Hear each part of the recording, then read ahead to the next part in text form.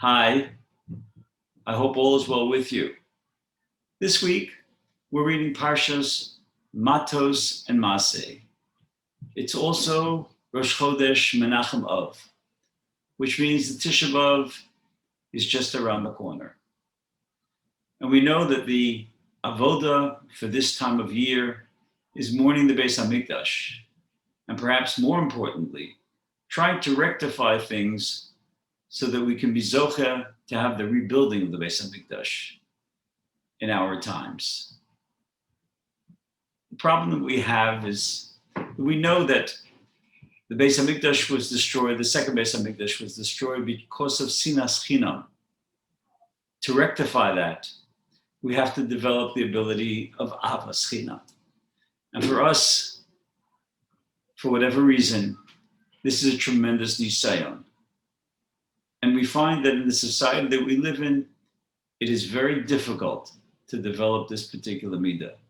Because unfortunately, when we view other people, our initial observation is one of negativity rather than positivity. We see the flaws, we see the questions, and that's not the way the Rebbeinu Shalom wants us to behave. The question is, how can we try to rectify this? Because it is such a serious, serious hate. Obviously, Beis Hamikdash was destroyed because of it. One of my most favorite stories that had a profound effect on me is one told about Rav Pam Zatzal, Rosh Hashiva of Torah Vodas. Rav Pam was a Kohen, and because he was a Kohen, he never entered a hospital, or he certainly didn't lechatchila enter a hospital for fear that if there would be a dead corpse in the hospital, he would become tameh. And as we know, a kohen lechatchila is not allowed to become tameh from a dead body. So he wouldn't enter the hospital. There once was a case of one of his balabatim who was sick in the hospital, and Rav Pam couldn't visit him. So he sent him a note. And a very simple note. Whoever the individual was, dear Rabbi, and he would write a few sentences and he would sign it with his name. Subsequently, the individual passed away. And at his levaya, his son spoke about his father. And at one point in time, he took out the letter of Rav Pam. And he said that, you see, my father was so chashuv that he had a close relationship with Rav Pam. Rav Pam sent him this note. And he'd go on and on. When Rav Pam heard the story, he literally began to cry. And his Talmidim asked him why was he crying? And he said, do you know how long it took me to write that note? It took me 2 minutes. In 2 minutes, I made this individual so happy. Can you imagine how many 2 minutes we have in our lives? How many opportunities we have to make the lives of others so much more pleasant? If we want to try to work on our avas chinam, think about the numerous opportunities that we have. We don't have to love each and every individual, but we are able to make other individuals' lives much more pleasant. Even a warm hello, a smile, an acknowledgement that the other individual exists, that the other individual is chashuv, that he's important, that she's worth saying hello to,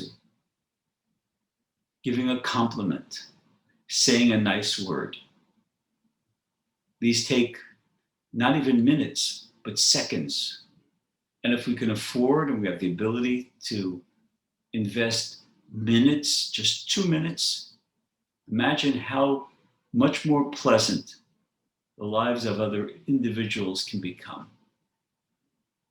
That's in our power. It's in our ability to do it. We just have to be committed to it. We have to acknowledge the fact that we have this ability to make other individuals' lives more pleasant. That's a major step in moving towards Ahavas Chinam. And I would imagine that if we would make that commitment and we try the best of our ability, that in dealing with other individuals, we become more cognizant of our ability to make their lives that much more pleasant. The Ribono Shel Olam would be very pleased with that effort. So as we approach Tisha B'Av, certainly we have to try to mourn. We have to try to understand that our lives, especially today, are so difficult. And we have such nisyonos from all aspects, from the medical aspect, from the social aspect. The Ribono Shel Olam is talking to us. We have it in our abilities to rectify the situation. I'm not a Navi. I don't know exactly what the Ribono Shel Olam wants, but I think we all understand that we all can improve our lives. We can all improve our midos. We can all improve our behavior. And there's no question about the fact that this is something that the Ribono Shel Olam would find very pleasing. So Mirza Hashem, we should make this commitment. We should have this understanding that we have it within our ability. We don't have to be the Gadol Hador. We don't have to be the Rosh Yeshiva of Torah Vodas or the Rosh Yeshiva of any other yeshiva. As individuals, we have the ability to make other people's lives more pleasant.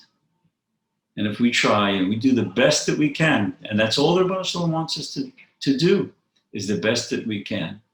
The Mitzvah Hashem, the Ribono Shel Olam will hear our tefillos. He'll see our mourning. He'll see our wanting to the return of the Shekhinah in the Beis HaMikdash. B'meher v'yameinu. Have a wonderful day and a wonderful Shabbos. Kol Tov.